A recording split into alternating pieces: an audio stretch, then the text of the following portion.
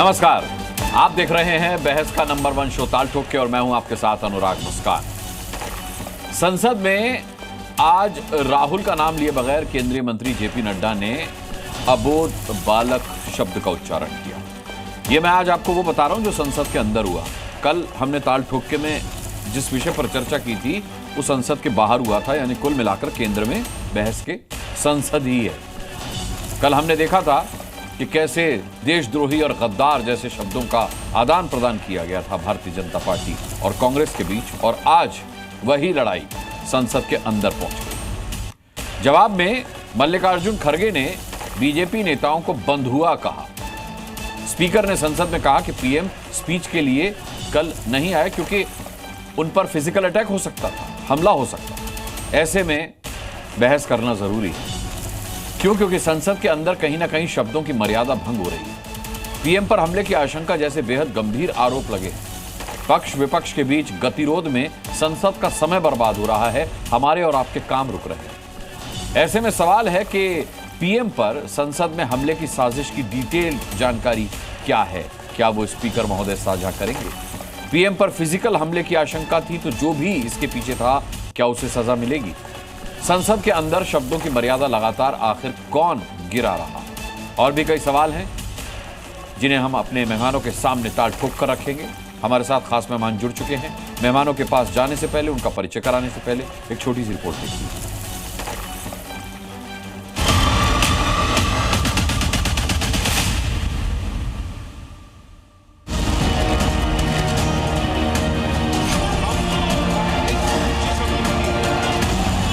Party को अबोध बालक का बंधक मत बनाइए। अबोध और अहंकार ये दोनों बड़ा डेडली मिक्सचर होता है। आपको तो मोदी जी ने बंधक कर दिया है। बाउंडेड लेबर लेकिन हमारा कहना यह है, 4 दिन से लोकसभा एक अबोध बालक के जिद की तरह संसदीय व्यवस्था को तार तार करने का काम किया। कैसी बातें हैं? ये कोई तरीका है किसी के बारे में बात करने की? हमारे पार्टी के आपके जैसा लिंचिंग करती है। Rajasthan when Congress party was ruling, there was a lynching of a tailor and no action was taken. आप leader of the house Rahul Gandhi को भटकने से आप क्यों नहीं समझाते? अलग से यहाँ पे माहौल खड़ा करने की कोशिश मत कीजिए।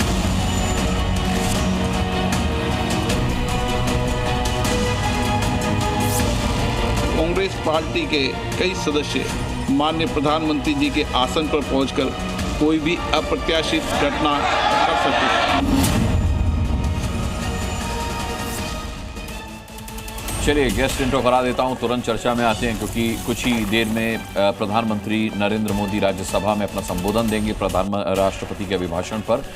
तो मैं कोशिश करूंगा कि एक एक मौका सभी हमारे मेहमानों को मिल जाए। डॉक्टर जफर इस्लाम प्रवक्ता हैं भारतीय जनता पार्टी से आज हमारे साथ। Doctor A K. वाजपेयी हैं आरएमएल के प्रवक्ता। इसके अलावा अनुराग भदौरिया समाजवादी पार्टी से हमारे साथ रहेंगे।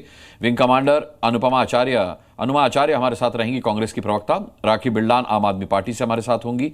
इसके अलावा वरिष्ठ पत्रकार अभिज्ञान प्रकाश हमारे साथ मौजूद रहेंगे। सभी का मैं बहुत बहुत स्वागत करता हूं। और सबसे पहला सवाल जफर इस्लाम साहब आपसे। कल भारतीय जनता पार्टी की तरफ से देश का दुश्मन कहा गया था राहुल गांधी को।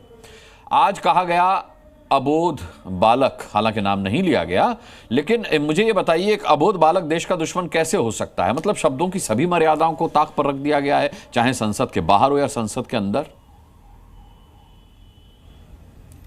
देखिए, ऐसा नहीं है। कुछ लोगों के कैरेक्टर ऐसे होते हैं कि मजबूरन इस तरह के अल्फाज का इस्तेमाल करना पड़ता है। उनके कॉन्डक्ट ऐसे होते हैं कि इस तरह के अल्फाज का इस्तेमाल करना पड़ता है। उन्होंने पूरे तौर से जो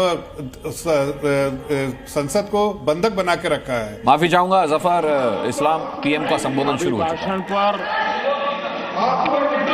आभार व्यक्त करने के लिए This is not correct. Please take your seat. This is not correct. Please take your seat.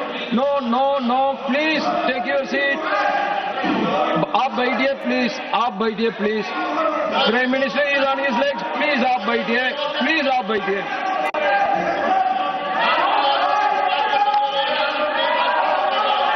आदरणीय सभापति जी, इस धन्यवाद प्रस्ताव पर समर्थन के लिए इस सदन में अपनी भावनाओं को व्यक्त करना मैं अपना सौभाग्य मानता हूं। आदरणीय सभापति जी, विकसित भारत की यात्रा में बीते वर्ष देश के तेज प्रगति से विकास के वर्ष रहे हैं। Nothing will go on record except the Prime Minister's जीवन के हर क्षेत्र में,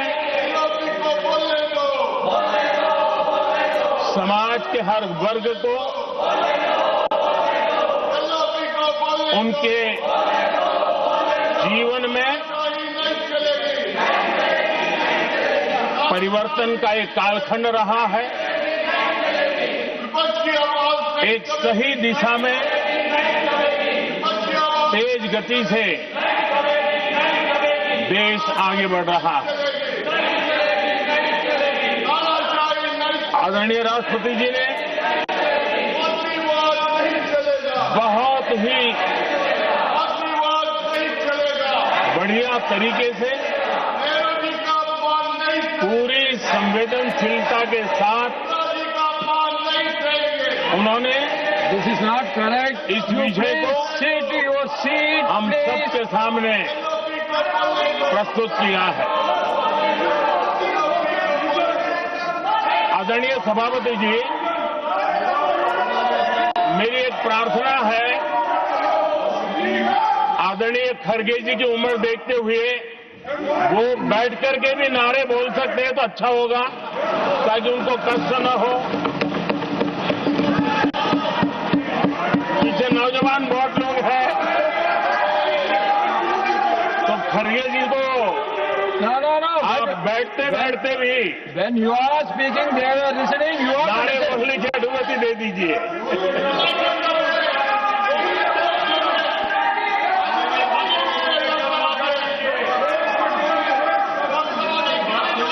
आदरणीय सभापति जी, राष्ट्रपति जी ने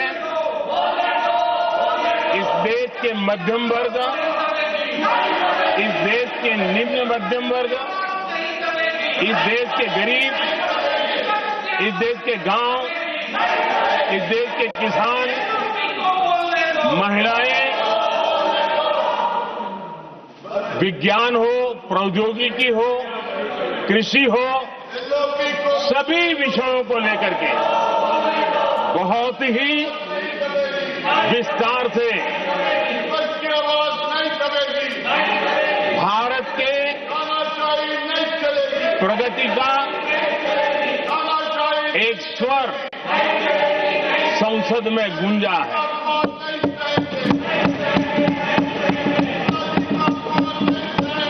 देश के नौजवान भारत के सामर्थ्य को कैसे आगे बढ़ा रहे हैं, इसकी भी विस्तार से चर्चा की है। हर वर्ग के सामर्थ्य को उन्होंने शब्दांकित किया है, और इतना ही नहीं, आदरणीय राष्ट्रपति जी ने भारत के उज्जवल भविष्य के प्रति एक विश्वास व्यक्त किया है। ये अपने आप में हम सबके लिए प्रेरक है। आदरणीय सभापति जी, 21वीं सदी का प्रथम क्वार्टर पूरा हो चुका है, लेकिन ये दूसरा क्वार्टर जैसे पिछली शताब्दी में भारत की आजादी के जंग में दूसरा क्वार्टर बहुत ही निर्णायक बना था। मैं साफ साफ देख रहा हूं कि विकसित भारत के निर्माण की दिशा में ये दूसरा क्वार्टर भी उतना ही सामर्थ्यवान होने वाला है, उतना ही तेज गति से आगे बढ़ने वाला है। और इसलिए आदरणीय सभापति जी, राष्ट्र का हर व्यक्ति ये महसूस कर रहा है कि एक अहम पड़ाव पर हम पहुंच चुके हैं। अब न हमें रुकना है, न हमें पीछे मुड़ करके देखना है। आगे ही आगे देखना है, तेज से चलना है और लक्ष्य को प्राप्त करके ही हमें सांस लेनी है। उस दिशा में हम आगे बढ़ रहे हैं। Accept the Prime Minister's speech.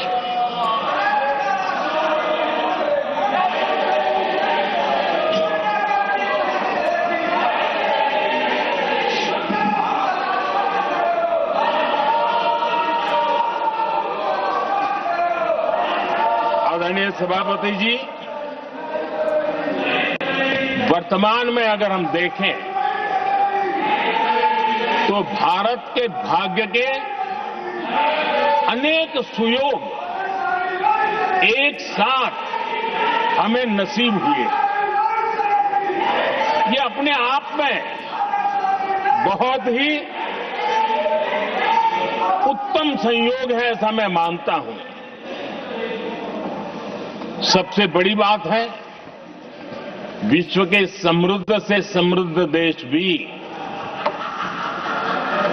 बुजुर्ग होते जा रहे हैं। वहां की आबादी उम्र के उस पड़ाव पर पहुंची है हम जिन्हें बुजुर्ग के रूप में जानते हैं। हमारा देश ऐसा है जो विकास की नई ऊंचाइयां छू रहा है। उसी समय दिनों दिन हमारा देश युवा होता जा रहा है, युवा आबादी वाला देश है। ये अपने आप में एक बहुत अच्छा सुयोग है। आदरणीय सभापति जी, दूसरी तरफ मैं देख रहा हूं जिस प्रकार से विश्व का भारत के प्रति आकर्षण बढ़ा है और उसमें भी विश्व भारत की टैलेंट का महात्म्य समझ रहा है। हमारे पास आज दुनिया का बहुत ही महत्वपूर्ण टैलेंट पूल है, युवा टैलेंट पूल है, जिसके पास सपने भी हैं, संकल्प भी है, सामर्थ्य भी है। और इसलिए ये दूसरा सुयोग है। शक्ति का आशीर्वाद हमारे साथ है। आदरणीय सभापति जी, भारत आज विश्व में जो चुनौतियां पैदा हो रही है, उन चुनौतियों का समाधान देने वाला एक देश आशा की किरण बना हुआ है और हम समाधान दे रहे हैं। वैसा ही एक महत्वपूर्ण सुयोग है कि आज मेजर इकोनॉमी में भारत का ग्रोथ बहुत हाई है और हाई ग्रोथ और लो इन्फ्लेशन ये बहुत ही यूनिक संयोग है और ये हमारी अर्थव्यवस्था की मजबूती को प्रदर्शित करता है। आदरणीय सभापति जी, हम जिस गति से आगे बढ़ रहे हैं, जब हमें देश की जनता ने सेवा करने का मौका दिया तब फ्रेजाइल 5 के रूप में ये देश जाना जाता था। जब हमें अवसर मिला तब देश आजाद हुआ, तब हम दुनिया में 6 नंबर की इकोनॉमी थे, लेकिन इन लोगों ने ऐसा एक हाल करके रखा कि 11 पे पहुंचा दिया। आज हम 3 पर जाने की दिशा में तेज गति से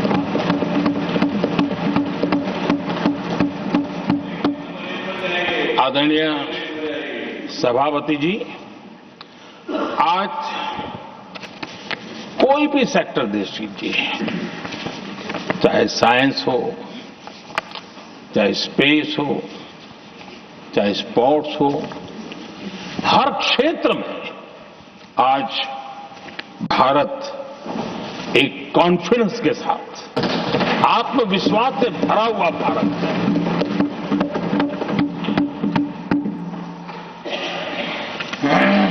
कोविड के बाद विश्व में जो स्थितियां पैदा हुई और ऐसी नई नई चीजें जुड़ती गई, आज दुनिया संभल नहीं पा रही है। ऐसे में साफ साफ नजर आ रहा है कि दुनिया एक नए ग्लोबल ऑर्डर की तरफ, नए वर्ल्ड ऑर्डर की तरफ आगे बढ़ रहा है। सेकेंड वर्ल्ड वॉर के बाद एक वर्ल्ड ऑर्डर बना था, अब एक नए वर्ल्ड ऑर्डर की तरफ विश्व बहुत तेजी से आगे बढ़ रहा है। और सबसे बड़ी खुशी की बात है, सारी घटनाओं का और राजनीतिक तरीके से निष्पक्ष भाव से विश्लेषण करेंगे तो झुकाव भारत की तरफ है।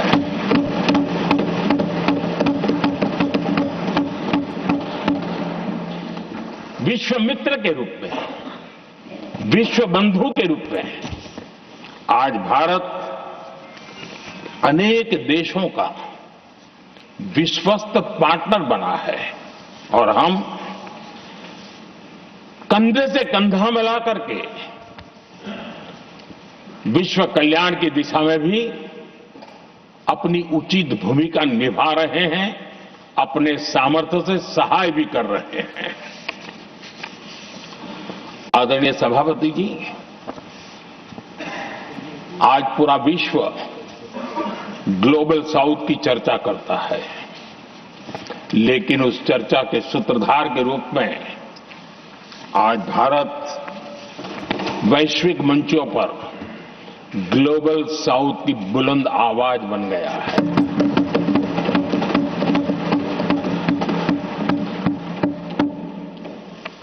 अनेक देशों के साथ आज Bharat future ready trade deals कर रहा है।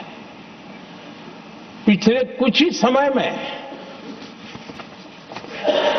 दुनिया के महत्वपूर्ण 9 बड़े देशों के साथ 9 बड़े हमारे ट्रेड डील हुए हैं और उसमें मदर ऑफ ऑल डील एक साथ 27 देशों के साथ, यूरोपियन यूनियन के साथ।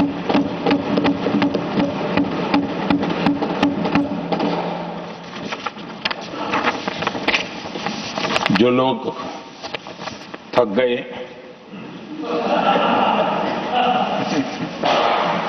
बेचारे चले गए, लेकिन कभी न कभी उनको जवाब देना पड़ेगा कि देश की ऐसी हालत कैसे बना के रखी थी कि दुनिया का कोई देश हमसे डील करने के लिए आगे नहीं आता था। आपने कोशिश की होगी, पीछे पीछे पीछे बहुत चक्कर लगाए होंगे, लेकिन किसी ने आपकी तरफ देखा भी नहीं होगा। क्या स्थिति ऐसे पैदा है? दुनिया के देश ऐसे ही भारत के साथ डील नहीं कर रहे हैं। आदरणीय सभापति जी, इसके पीछे सबसे बड़ी बात है, डेवलप कंट्रीज एक डेवलपिंग कंट्री के साथ डील करता है ना, वो अपने आप में भी अर्थ जगत के लिए बहुत बड़ा और मेरे लिए नई बात नहीं है। जब मुझे गुजरात में सेवा करने का अवसर मिला था तो मैं एक वाइब्रेंट गुजरात समिट करता था और मेरे लिए गर्व की बात थी कि एक स्टेट, हिंदुस्तान का एक स्टेट, मेरी इस वाइब्रेंट समिट के partner country develop country Japan हुआ करता था। एक राज्य ने सामर्थ्य दिखाया था, आज मेरा देश ये सामर्थ्य दिखा रहा है। ये तब होता है जब आपके पास आर्थिक सामर्थ्य हो, आपके पास आपके नागरिकों के अंदर, देशवासियों में एक ऊर्जा हो, और खास करके मैन्युफैक्चरिंग के लिए एक मजबूत इकोसिस्टम हो, तब जाकर के विश्व आपके साथ डील करने के लिए आगे आता है। वोट बैंक की राजनीति में डूबे हुए लोगों ने कभी भी देश के ऐसे अनेक पहलुओं पर मजबूती देनी चाहिए, ये कभी उनकी प्राथमिकता नहीं रही, और उसी का परिणाम है। और जहां तक कांग्रेस पार्टी का सवाल है, मैं साफ साफ कहना चाहता हूं, और मेरे शब्दों पे भरोसा नहीं तो मैं देश को लोगों कहूं कुछ मत करो, सिर्फ लाल किले से कांग्रेस के प्रधानमंत्रियों के जो भाषण है, सिर्फ उन भाषणों का एनालिसिस कर लो, आपको साफ साफ लगेगा कि न उनके पास कोई सोच थी, न उनके पास कोई विजन था, और न ही कोई इच्छा शक्ति थी। और इसका परिणाम है कि देश को इतना भुगतना पड़ा। आदरणीय सभापति जी, मैं कोटि कोटि देशवासियों का आभारी हूं, उन्होंने सेवा करने का अवसर दिया। हमारी काफी शक्ति उनकी गलतियों को ठीक करने में जा रही है। दुनिया के मन में जो उनके समय की छवि है, उस छवि को धोने में मेरी ताकत लगती है। ऐसा बर्बाद करके रखा हुआ था, और इस काम के लिए हमने फ्यूचर रेडी पॉलिसीज पर बल दिया है। और आज आपने देखा होगा, देश नीति के आधार पर चल रहा है, पॉलिसीज के आधार पर चल रहा है। एडोकिज्म को हमने त्याग कर दिया है, और उसके कारण विश्व का विश्वास बनता है। हमने रिफॉर्म, परफॉर्म, ट्रांसफॉर्म के मंत्र को लेकर के आगे बढ़े, और आज स्थिति ऐसी है कि देश रिफॉर्म एक्सप्रेस पर सवार हो चुका है।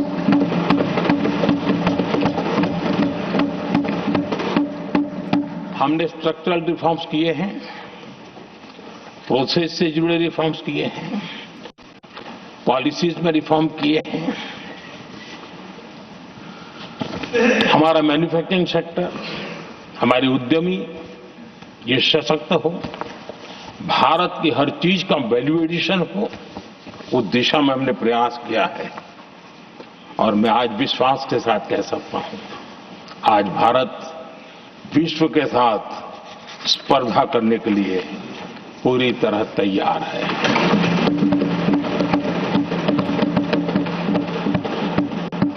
जब मैं विश्व के सीईओ फोरम की समिट देखता हूं, आज दुनिया हमारे उद्यमियों को समानता के रूप में देखती है।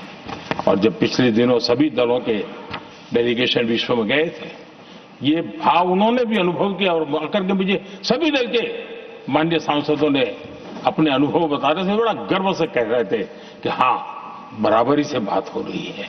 ये हमारे लिए अपने आप में बात है। आदरणीय सभापति जी, एमएसएमई का बहुत बड़ा नेटवर्क जितना सामर्थ्यवान होता है, वो लंबे अरसे तक इकोनॉमी को ताकत देता है।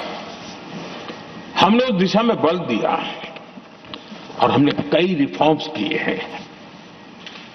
आज हमारे एमएसएमई नेटवर्क पर दुनिया का भरोसा बढ़ रहा है। बड़े बड़े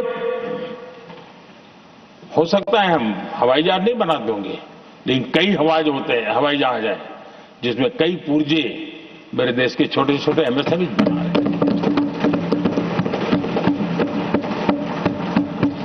आदरणीय सभापति जी, देश में हुए इन प्रयासों का नतीजा सबके सामने है।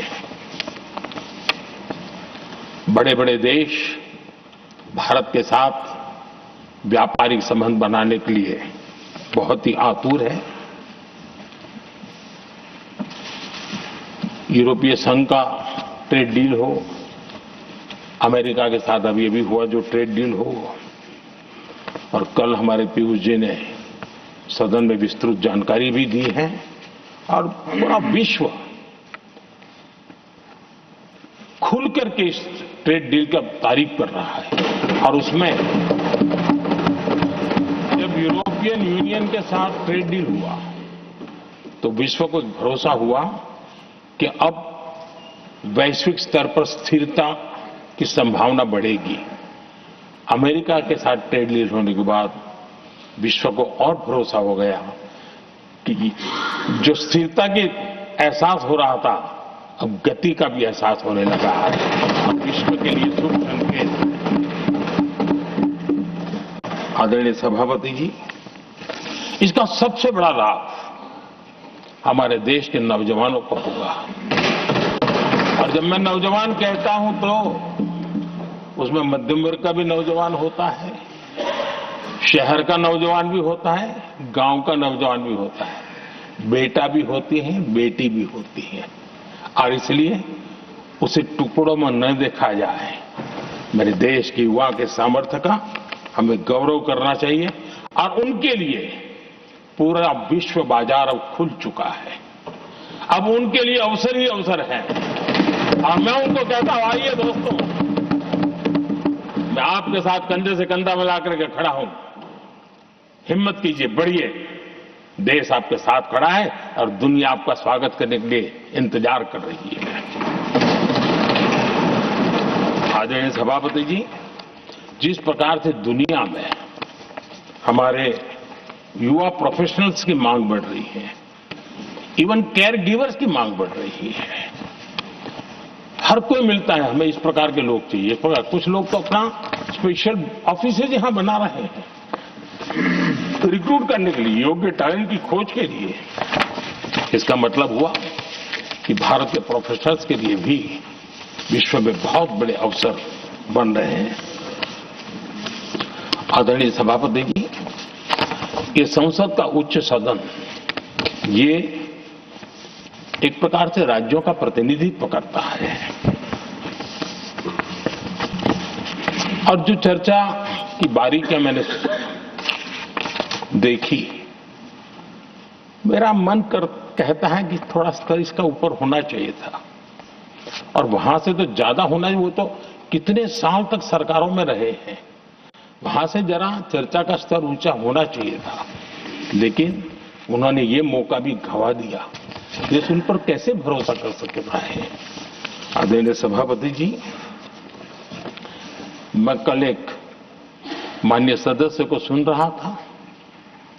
यूं तो वो अपने आप को राजा कहलाने में बहुत गर्व करते हैं, लेकिन वे आर्थिक असमानता की चर्चा कर रहे थे। बताइए, जो खुद को राजा माने और वो आर्थिक असमानता की बात करे, तो लगता है कि क्या यही देखने के बाकी रह गए थे क्या? आदरणीय सभापति जी, हमारे टीएमसी के साथियों ने काफी कुछ कहा। जरा खुद तो अपने गरेबा में देखें। निर्मम सरकार पतन के जितने भी पैरामीटर्स हैं, उन सब पैरामीटर्स में नए नए रिकॉर्ड बनाते जा रहे हैं, और यहां उपदेश दे रहे हैं। क्या हाल करके रखा हुआ है। ऐसी निर्मम सरकार से वहां के लोगों का भविष्य अंधकार के अंदर डूब रहा है, लेकिन इनको कोई परवाह नहीं है। सत्ता सुख के सिवाय कोई आकांक्षा नहीं, और वे यहां उपदेश देते हैं। घुसपैठ, दुनिया का समृद्ध से समृद्ध देश भी अपने यहां गैर कानूनी नागरिकों को बाहर निकाल रहा है। हमारे देश में घुसपैठियों को बचाने के लिए अदालतों को तब तक प्रेशर पैदा किया जा रहा है। मेरे देश का नौजवान कैसे ऐसे लोगों को माफ करेगा जो घुसपैठियों की वकालत करने के लिए ताकत लगा रहे हैं? और घुसपैठिए मेरे देश के नौजवानों के हक छीन रहे हैं, उनकी रोजी रोटी छीन रहे हैं, आदिवासियों की जमीन छीन रहे हैं, बेटे बेटियों के जिंदगी पर खतरे पैदा हो रहे हैं। लेकिन उनके लिए महिलाओं पर अत्याचार होते रहे। सत्ता नीति के सिवा कुछ करना नहीं, और वो यहां पर हमें उपदेश दे रहे हैं। और ऐसे चिंताजनक सभी विषयों पर आंखें मूंद करके बैठे हुए वो लोग हैं। एक हमारे माननीय सदस्य काफी कुछ बोल रहे थे, जिनकी पूरी सरकार शराब में डूब गई, जिनके शीश महल घर घर में नफरत का कारण बन गए, और शायद उनको ब्लैक शब्द ज्यादा पसंद है। हर एक अपना अपना एक भूतकाल होता है।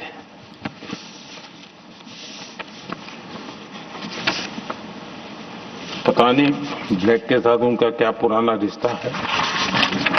आदरणीय सभापति जी, ऐसे सभी साथियों से मैं आज जरूर कहूंगा, तुम कितना दुनिया को धोखा दोगे, तुम कितना दुनिया को धोखा दोगे। आईना देख लिया तो अपनी सच्चाई कहां छिपाओगे।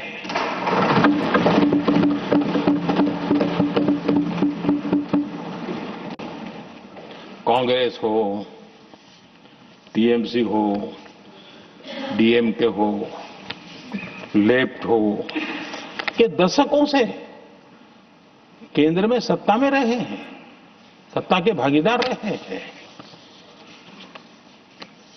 राज्यों में भी उनको सरकारें चलाने का अवसर मिला है, लेकिन उनकी पहचान क्या बनी?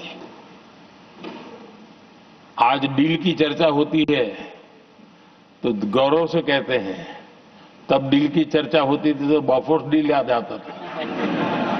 ये डील होते थे।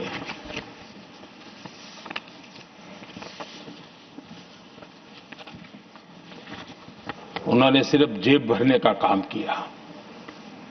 नागरिकों के जीवन में बदलाव आना उनकी प्राथमिकता नहीं थी। आदरणीय सभापति जी, मैं कुछ उदाहरणों के साथ भी बात बताना चाहता हूं, क्योंकि यहां चर्चा में ये सारे विषय आए हैं और इसलिए मुझे लिए कहना बहुत जरूरी है। अब एक उदाहरण देता हूं मैं बैंकिंग सेक्टर का। बैंकिंग सेक्टर एक प्रकार का अर्थव्यवस्था की ग्रिड होता है। 2014 से पहले फोन बैंकिंग का कालखंड था। नेता के फोन जाते थे और उसके आधार पर करोड़ों रुपया दे दिए जाते थे, और गरीबों को तो बैंकों में दुत्कार मिलती थी, नफरत होती थी। देश की 50% से ज्यादा आबादी बैंक के दरवाजे तक नहीं देख पाई थी। कांग्रेस के नेताओं के फोन पर अरबों रुपये लोगों को दे दिए गए, और जो ले जाते थे वो अपनी पर्सनल प्रॉपर्टी मान करके पैसे हजम कर जाते थे। यही खेल चलता रहा। कांग्रेस और यूपीए के राज में, और आज जो इंडी अलायंस बनकर के बैठे हैं, उनके राज में बैंकिंग व्यवस्था तबाही के कगार पर खड़ी थी। मैं नया प्रधानमंत्री के पद का दायित्व मुझे मिला, मैं एक देश के मुखिया से मैं मिला, ऐसे ही बात कर रहा था। मैंने कहा बैंकिंग की दृष्टि से हम कुछ आगे बढ़ना चाहिए। उन्होंने कहा पहले एक बार साहब जरा अभी आप नए हो, आपके बैंकों की व्यवस्था का अध्ययन कर लीजिए। हम कैसे हिम्मत करें? एक देश के नेता ने कोई एक जानकारी थी, उसने मुझे बताया या इनको कोई परवाह ही नहीं। यानी एक प्रकार से उन्होंने जिस प्रकार से बैंकिंग व्यवस्था में एनपीए के पहाड़ खड़े हो गए थे, जहां भी देखो चर्चा चलती थी एनपीए का क्या होगा, एनपीए का क्या होगा, कैसे बचेंगे। आदरणीय सभापति जी, चुनौती बड़ी थी, लेकिन हमने समझदारी से काम लिया। बैंकिंग व्यवस्था के सब कर्ता धर्ताओं को विश्वास में लिया। रिफॉर्म की आवश्यकता थी, हिम्मत के साथ रिफॉर्म किए, पारदर्शी व्यवस्था बनाई, ढेर सारे बैंकिंग रिफॉर्म्स हुए और जो सरकारी बैंक दुर्बल हो चुकी थी, ठीक नहीं चल पाती थी, उसको हमने बड़ी बैंक के साथ मर्जर कर दिया। और मुझे याद है किसी एक महाशय, बड़े अपने आप को विद्वान मानने वाले, लिखा था, अगर मोदी सरकार बैंकों में ये कर ले तो हिंदुस्तान का बहुत बड़ा रिफॉर्म हो जाएगा। वो काम मैंने आते ही कर दिए थे। आदरणीय सभापति जी, और इन सारी चीजों का नतीजा हुआ बैंकों में जो बीमारी घर कर गई थी, उस बीमारी से बैंकों को मुक्ति मिली। बैंकों का स्वास्थ्य सुधरा, लगातार सुधरा, अभी भी तेजी से आगे दौड़ रहे हैं। और बैंकिंग का जब स्वास्थ्य सुधरा तो लेन देन का कारोबार भी उनका बढ़ा, लोगों को पैसे मिलने लगे, सामान्य व्यक्ति को पैसे मिले। ऐसे ऐसे गरीब लोगों को लोन मिले जिनके लिए कभी बैंक के दरवाजे बंद थे, बेचारा दूर से देख करके उसे जाना पड़ता था। आज मुद्रा योजना, जो देश के नौजवान को अपने पैरों पर खड़े रहने की ताकत देता है, मुद्रा योजना जो स्वरोजगार की प्रेरणा देता है। लेकिन स्वरोजगार के भाषण के काम नहीं होता है, उसका हाथ पकड़ना पड़ता है, उसको साथ देना पड़ता है, उसको सहाय देनी पड़ती है। और हमने मुद्रा योजना के द्वारा 30 लाख करोड़ रुपया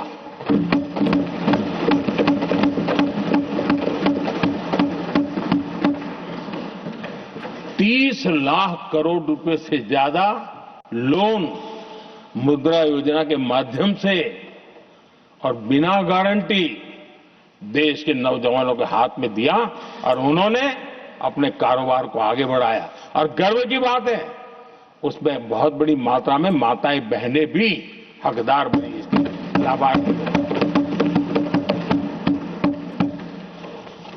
सेल्फ हेल्प ग्रुप, इन दिनों ग्रामीण महिलाएं बड़े सपने देखती हैं, खुद अपने पैरों पर खड़ा होना चाहती थी। विमेन सेल्फ हेल्प ग्रुप का हमने विस्तार तो किया ही किया, लेकिन 10 करोड़ बहनों को हमने सीधी आर्थिक मदद की व्यवस्था की।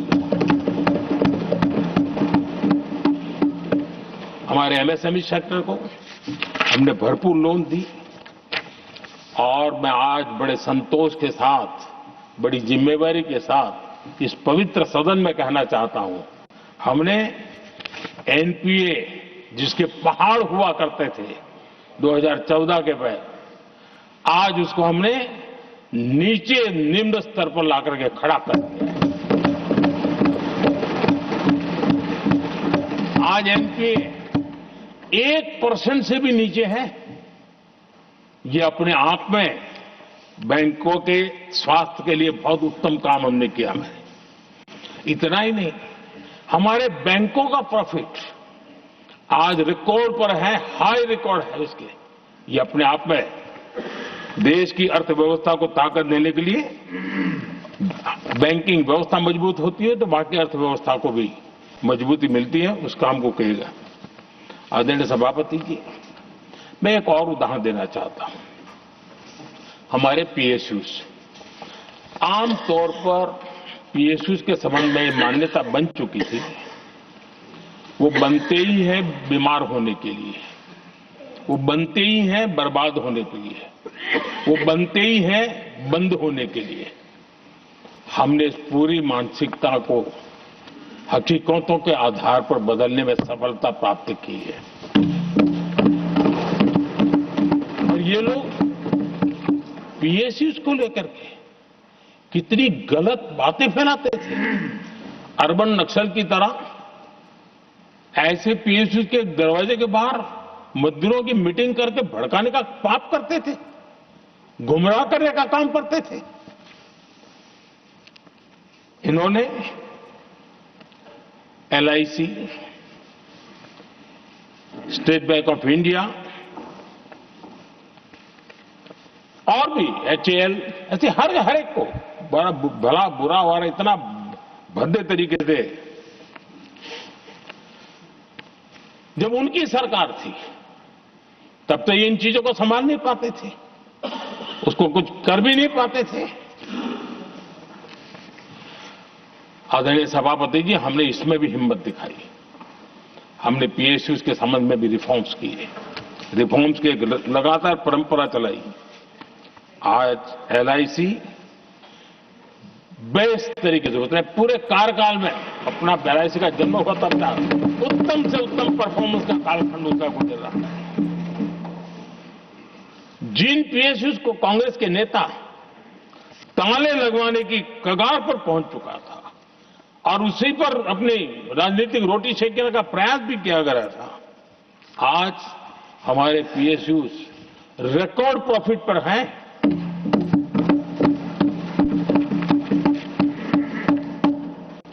इतना ही नहीं, वे अपने परफॉर्मेंस से मेक इन इंडिया को भी गति दे रहे हैं।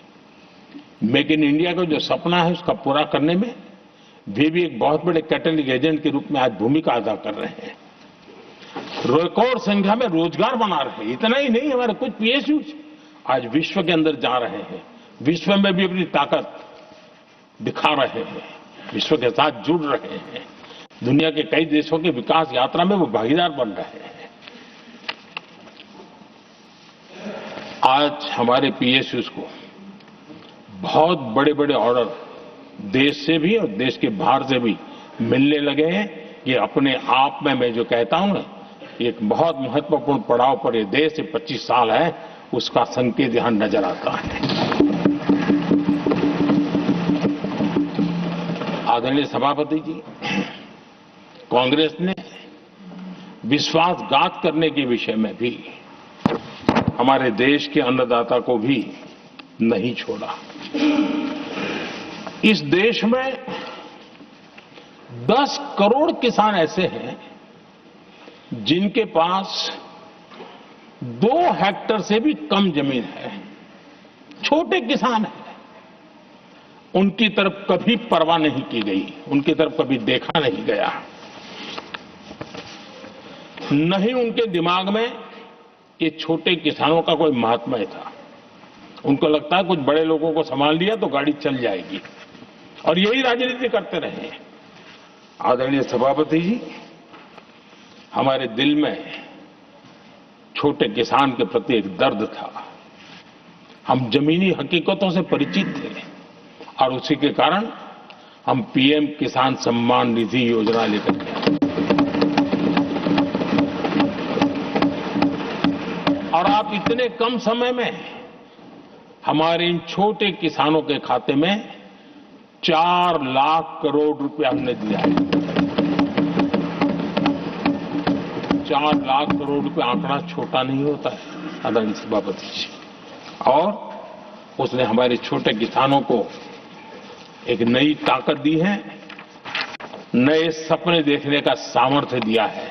और मुझे पक्का विश्वास है कि हमारा किसान उस दिशा में जरूर